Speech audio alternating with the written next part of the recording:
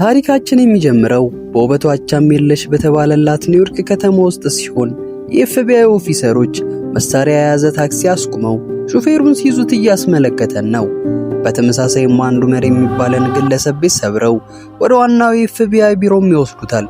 እዛም የኤፍቢአይ ኦፊሰር የሆነው ሮሸንን ያገኘዋል። ዑመርም እዚህ የመጣበት ምክንያትም ሲጠይቅ ኤፍቢአዮች አሸባሪ እንደሆነ ደርሰውበት እዚህ እንደመጣም ይነግረዋል። እናም አብረውት የሚሰሩትን ግለሰቦች እንዲያጋልጥ ቢነግሩትም ምስኪኑ ዑመር ግን ምንም እንደማያውቅ ቢያስረዳም ሰሚ ጆሮ ግን አላገኘም። ህንዳዊ በመሆኑ አሜሪካ ውስጥ እንዴት ሊገባ እንደቻለ ሲጠየቅ ለትምህርት በስኮላር እንደመጣም ይነግረዋል። እዛም የሱ ጓደኞች የነበሩትን ግለሰቦች ስም እንዲነግረው ቢጠይቀው ዑመር ከአንድ ጓደኛው ስም በስተቀር የሁሉንም ይጠራለታል። በዚህም ጊዜ ኦፊሰሩ ሳይጠራው የቀረውን የጓደኛውን ስም ለምን እንዳልጠራም ቢጠይቀው የዑመርን መልስ ግን ረስቸው ይሆናል ነበር። ሳይጠራ የቀረውም የጓደኛው ስም ሰሚር ሲሆን አሪፍ ወዳጅነት እንደነበራቸውም እንረዳለን። ኮሌጅ ውስጥም ስላለው ነገር እየነገረው ታሪካችን ወደ ኋላም ይወስደናል። ዑመርም የመጀመሪያ የኮሌጅ ቀኑ ላይ ከማንም ጋር ባለመተዋወቁ ብቻውን እየተንከራተተ ነው። በድንገትም ማያ የምትባል የኮሌጁ ተማሪ መታ ብቸኝነቱንም ትገፍለታለች። ሆኖም ህንዳዊ በመሆኑ ማገዶ ባለመፍጀት ቶሎ ይግባባሉ። ዑመር ማያ ከሱ ጋር ቶሎ መግባባቷ ቢያስደንቀውም ማያ ግን ቀለል ያለችና ከሰው ጋር ቶሎ የምትግባባ ሴት ነበረች። በዛው ሰዓትም ኮሌጅ ውስጥ አንድ ውድድር እየተካሄደም እንመለከታለን። ተማሪው ሽንጡን ገትሮ ይደግፋል። ከመሃላቸውም ሰሚር ከአንድ ነጭ ጋር ሲሯሯጥም እንመለከታለን። ኮሌጅ ውስጥ ያሉትንም እያንዳንዱን መሬትም ረግጠው አባሮሽ ይመስል ብዙ ከተሯሯጡ በኋላ በመጨረሻ ሰሚር አሸንፎ ባንዲራውንም ከፍ ያደርጋል። ተማሪውን በደስታ አድናቆት ይቸራቸዋል። በማያ ምክንያት ዑመርና ሰሚርም ይተዋወቃሉ። ዑመርም ማያ ደስ ስላለችው ከሷ ጋር የሚቆይበትን ጊዜ የሚወደው ነበር። ሰሚርም በበኩሉ የትኛውንም ውድድር ተሸናፊ ሆኖ ማያውቅም። በቺዝም ጨዋታ ቻይኒቲን ካሸነፈ በኋላ በየትኛውም የውድድር ዘርፍ ራሱን አንደኛ አድርጎ በሚያይበት ጊዜ ዑመር ከሱ ጋር ለመቅጠም ተረኛ ወንበር ተረካቢም ይሆናል። ሰሚርም በዚህ ጊዜ እድል ርቀው በዑመርም ይሸነፋል። በዚህም የዑመርና የሰሚር የጓደኝነት ጉዞ ሀ ብሎም ይጀምራል። ከሁሉም ጋር አሪፍ ጊዜም ያሳልፋል። ማያ ሁሌም ከሱ ስለማትርቅ ይበልጥ እየወደዳትም ይመጣል። እሷም ለሱ ፍላጎት እንዳላት ማሰብ ይጀምራል። ሮሸንም ታሪኩን አቋርጦት እስክሪኑ ላይ የአሸባሪዎችን ፎቶግራፍም ያሳየዋል። የእነዚህ ሰዎች አለቃ ሰሚር በመሆኑ ዑመርም የሰሚር ጓደኛ ሆኖ ስለተገኘ ወንጀል ውስጥ እሱም እንዳለበት ታምኖ ወንጀሉን እንዲናዘዝ ቢጠየቅም ዑመር ግን ምንም የሚያውቀው ነገር የለም። ምሽቱንም እዛ እንዲያሳልፍም ተደርጎ ታሪካችንን በድጋሚ ወደ ኋላም ይወስደናል። አንድ ባር ላይም እየተዝናኑም ሳለ ሰሚር ከነሱ ተገንጥሎ ከቸከስ ጋርም ሲሞዳሞድ ማያ ባየችው ጊዜ በፍጥነት ከባሩ ከዑመር ጋርም ትወጣለች። ደብሯትም ስለነበር ዑመር እየዘፈነ ፈታ እያረጋትም ሳለ አንድ ዘራፊ መጥቶም ያስፈራራቸዋል። ሰሚርም መጥቶ ሊከላከልላቸው ሲል የማያን ቦርሳ ነጥቆም ይሮጣል። ሰሚርም ሰውየውን ያሯሩጠዋል። በመጨረሻም የማያን ቦርሳ አስመልሶና በጩቤ በመወጋቱ መሬት ላይ ተኝቶ ማያም ይደርሳሉ። ስለቱም ጎርቶት ስለነበር ፌንት ሲነቅል ማያ እያለቀሰች እንዲነቃም ትጮዋለች። በዛም አላበቃም። ዑመር ፊት እንደምታፈቅረውም ስገልጽ ዑመር ውስጡ በሐዘንም ይሞላል። ትንሽ ጊዜም ጠፍቶ ወደ ኮሌጁም ሲመለስ ማያ ታገኘውና የጠፋበትን ምክንያትንም ትጠይቀዋለች። እሱም ወደ ሀገሩ ለመመለስ ሻንጣውን እያዘጋጀ እንደነበርም ይገልጽላታል። እሷም ሰሚር ከተሻለው በኋላ ፍቅራቸውን ተገላልጸው አብረው እንደሆኑም ስትነግረው ዑመር ፊቱም ይቀየራል። በነበራቸውም ግንኙነት የምትወደው እንደሚመስለው ለመናገርም ሲቃጣው ጩኸት ሰምተው ወደ ካፌውም ሲሄዱ የኒውዮርክ ትልቁ ህንጻዋ በአሸባሪዎች እንደፈነዳ በዜናም ሲያዩም ይደርሳሉ። ሁሉም በዚህ ሐዘን ቢጤ ቢሰማውም ዑመር ግን ማያን ማጣቱ ነበር ከባድ ሐዘን የጫረበት።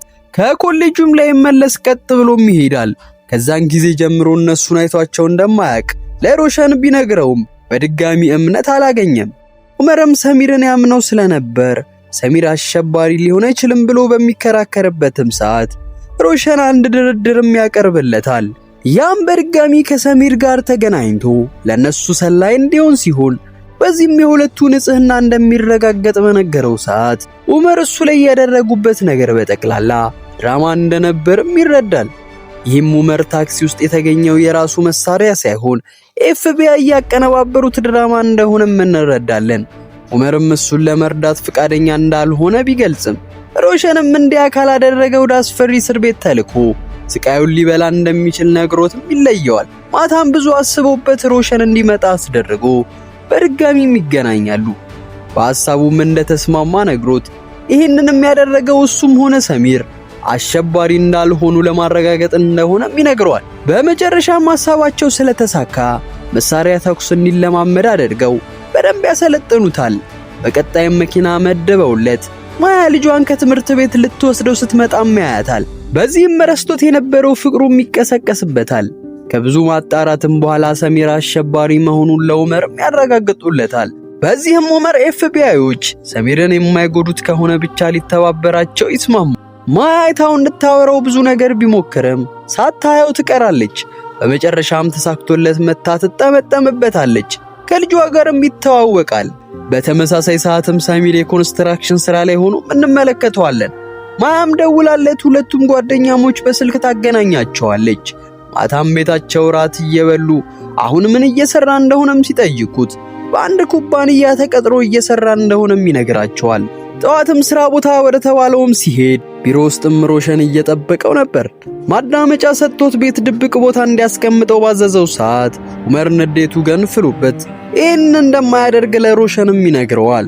ማታም ኡመር ልብሶቹን አስተካክሎ የመኝታ ልብስ ሊቀየር ሲወጣ የሰሚር ልጅ ዳኒም መሳሪያውን ያነሳዋል። በዚህም ጊዜ አባቱ ሰሚር መጥቶም ይቀበለዋል። ልጁንም ወደ ታች አስወርዶት ኡመር መሳሪያ የያዘበትን ምክንያት ኡመርንም ይጠይቀዋል። የኡመርም መልስ ራሴን ለመከላከል ነው ያስኩት ነበር። ይህንንም ያደረገበት ምክንያት ሰሚር ይህንን ካየ በኋላ እሱ ወደሚሰራበት ሽብር ኢንቫይት እንዲያደርገው ፈልጎ የነበረ ቢሆንም ሰሚር ግን ሽጉጥ ለመጀመሪያ ጊዜ እንዳየ ሰው ነበር የሆነው።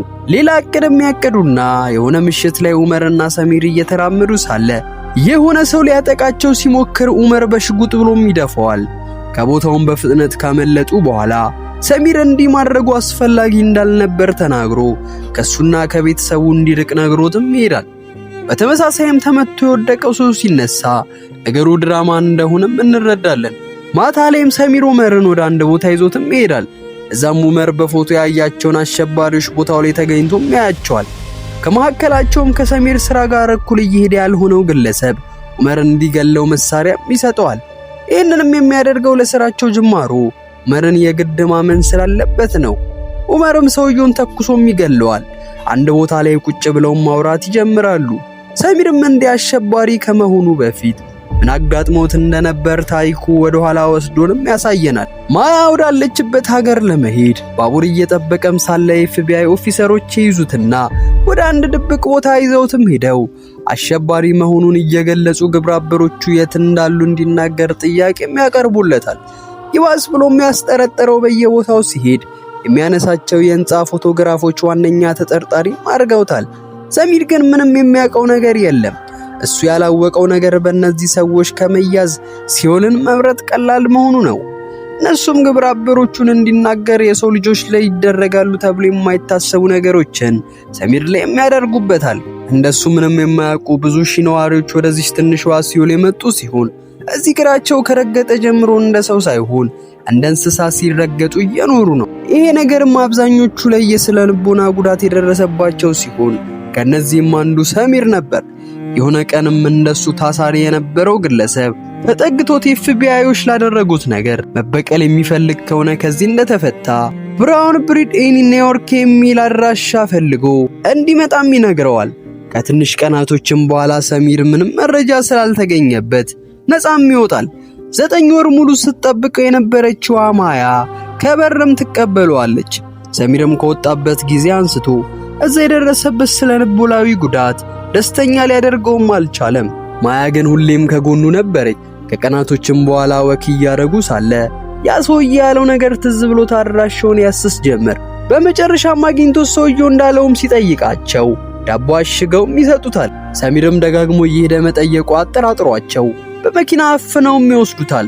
ማን እንደላከውም ቢጠይቁት አንድ ሼባ ወደዚህ እንደላከውም ሲነግራቸውም ይፈቱታል። በዚህም እነዚህ ሰዎች ትልቅ እቅድ እንዳላቸውና የኤፍቢአይ ኦፊሰሮችን መበቀል እንደሚፈልጉም ይረዳል። ቤትም እየተመለሰ እንደዚህ አይነት ሽብር ውስጥ ማያን መክተት ስለማይፈልግ ከሷ መለየት እንደሚፈልግ ሊነግራት ወደ ቤትም ሲሄድ ማያ ከበር አቅፋ ትቀበለዋለች። እናም እንዳረገዘችም ስትነግረው ሰሚር ነገሩን በድብቅ ለመተግበርም ያስባል። እናም ይህንን ሁሉ ነገር ለጓዱ ዑመርም ይነግረዋል። ዑመርም ነገሩን እንደ ሰውኛ አጢኖት ሮሸንን ካገኘው በኋላ ሰሚር አሸባሪ ሊሆን የቻለው በእነሱ የኤፍቢአይ አባላቶች ምክንያት እንደሆነ እየወቀሰም ይነግረዋል። ሮሸንም የቡድኑ አባላቶች ግለሰቦችን ለማወጣጣት የሚጠቀሙት የማሰቃያ ስትራቴጂ ልክ ሆኖ እንደማያየው ቢናገርም እነሱ ግን ሀገሪቷ ላይ ጥገኛ በመሆናቸው ምንም ማለት እንደማይችሉም ይነግረዋል። እናም ቃል ሊገባለት የሚችለው ሰሚር ላይ ምንም አይነት ጉዳት ሳይደርስ ቅጣቱን እንዲቀጣ እንደሚያደርግ ብቻ ነበር። ወደ አንድም ፈንጂዎችን የሚያስረክብ ጋንግስተር ጋርም ሄዶ እቃውን ከተረከበ በኋላ በጥይት በስቶ ገሎት መኖሪያውንም ያፈነዳዋል። ማያም ከዚንጌ ጋር ወደ ቤትም ስትሄድ መንገድ ላይ ፖሊሶች አስቆመዋቸው። ጥያቄ ሲጠይቋቸው ዚንጌ በብስጭት በሚመልስላቸው ሰዓት አስወርደው ሊያስሩትም ሲሉ ማያ በመውረድ ነገሩን ልታረጋጋም ትሞክራለች። ፖሊሱም እንደመፈተሽ አርጎ የማያን ሰውነት ሲዳብስ ዚንጌ ሲያይ በጣምም ይናደዳል። በጣም የሚለቃቸውና ማያ ቤት ካደረሳትም በኋላ በቀጥታ ወደዛ ፖሊስም ያመራል። ጧት ላይም ፖሊሱ በአንድ ግለሰብ እንደተገደለ በዜናም ይነገራል። ዚንጌም ከፖሊሶች ለማምለጥ በጎዳናዎቹም ይሯሯጣል። ደረጃም አግኝቶ ወደ አንድ ህንጻም ይወጣል። ፖሊሶቹም ሲደርሱበት እየኖረ ካለው የሲቃይ ህይወት ሞቱንም መርጦ ይፈጠፈጣል። ሰሚርም ሁኔታውን ባወቀ ጊዜ በንዴት ፍንዳታ የሚያደርጉበትን ፕሮጀክት እንዳራዘመው ይነግራቸዋል። ዑመርም ለሮሸን ለጊዜው ምንም ነገር እንደማያደርጉም ይነግረዋል። ማያም ከተማ ውስጥ ዑመር ከአንድ የመንግስት አካል ጋር ባየችው ጊዜ ዑመር ወደ እነሱ የመጣው በሌላ ተልእኮ እንደሆነም ትረዳለች። ዑመርም ወደ ቤት ሲሄድ ንብረቶቹም ተተረማምሰዋል። ኋላውም ማያ ሽጉጥ ደቅና ምን እያደረገ እንደሆነም ትጠይቀዋለች። እሱም ሁሉንም እንደሚነግራት ቃል ገብቶም ያረጋጋታል። አንድ ጭር ያለ ቦታ ላይም ስለመጣበት ነገር ዘርዝሮም ይነግራታል። አስደናቂው ነገር ግን ስለ ሰሚር የነገራትን ነገር ምንም ሳይገርማት ከመጀመሪያም የሱን እቅዶች እንደምታቅም ታሳውቀዋለች። ማያ እንደምታገን ሰሚር አያቅም ነበር። ዑመርም ሰሚር ያንን ሽብር ከፈጸመ ኤፍቢአዮች እንደሚያጠፉትም ገልጾላት ሰሚር በህይወት ለማቆየት የግድ ኤፍቢአዮችን መርዳት እንዳለባቸውም ያሳውቃታል። እሷም ከምንም በላይ ሰሚር በህይወት እንዲቆይላት ብቻ ስለነበር ፍላጎቷ ኤፍቢአዮች ሰሚር እንደማይገሉት የዋስ ወረቀት የሚፈርሙላት ከሆነ እነሱን ለመርዳትም ተስማማለች። ዑመርም ሁለቱን የኤፍቢአይ አለቃዎችን አግኝቶ ማያ ያቀረበችለትን ድርድርም ሲነግራቸው ሮሸን ድርድሩን የተቀበለ ቢሆንም ነጩ አለቃ ግን በግልፍተኛ አመሉም ያንገራግራል። ሮሸንም ለዑመር ሰሚር ምንም እንደማይሆን ቃል ይገባለታል። በንጋታውም ሰሚር ከሰዎቹ ጋር ህንፃውን ለማጽዳት ወደ ህንፃው ያመራሉ። ማያም ብትሆን ወደ ኤፍቢአይ ዋና የሥራ ቢሮ ተገኝታ ከአለቆቹ ጋር ትወያያለች። እናም እሷ የምትፈልገው ሰሚር ምንም ነገር እንዳያደርጉባት ብቻ ነበር። በስተመጨረሻም እነሱ ሰሚር ምንም እንደማይሆን ገልጸው ይስማማሉ። ውስጥ ላይም ተከፋፍለው ሰሚር በቀዳዳ ፈንጂ ቦምቦችንም ይወረውርላቸዋል። የሱ ሰውም እቅዱ እንዳልተሰረዘ ይገባዋል። ሰሚርም ፈንጂዎቹን ደብቆ እንዳስገባም እንመለከታለን። ዑመርም ነገሩ በቶሎ ለኤፍቢአዮች ለመናገር ከዋሻው ወጥቶ ከተማው ላይም ይሯሯጣል። ለሮሸንም ደውሎ ነገሩን ይነግረዋል። ግን ሰሚር የትኛው ህንፃን እንደሚያፈነዳ መረጃ የለውም። ሰሚርም ህንፃዎቹ ላይ ቦምቡን እያጠመደም እንመለከታለን። ማያም ካጎነበሰችበት ቀና ስትል በመስታወቱ ውስጥ ሰሚርንም ታያየዋለች።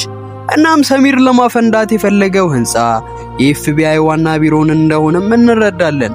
ዑመርም እየተሯሯጠ የሚፈነዳውን ህንፃ እያሰሰ ባለበት ሰዓት ነሰሚር አንድ ህንፃ ላይ ተንጠልጥሎም ያያቸውና ለሮሸንም ደውሎ የራሳቸውን ህንፃ ሊያፈነዳ እንደሆነም ይነግረዋል። ሰራተኞቹም እንዲወጡ ከተደረገ በኋላ ዑመር ወደ ላይኛው ፎቅ ወጥቶ ሰሚርን ለማረጋጋትም ይሞክራል።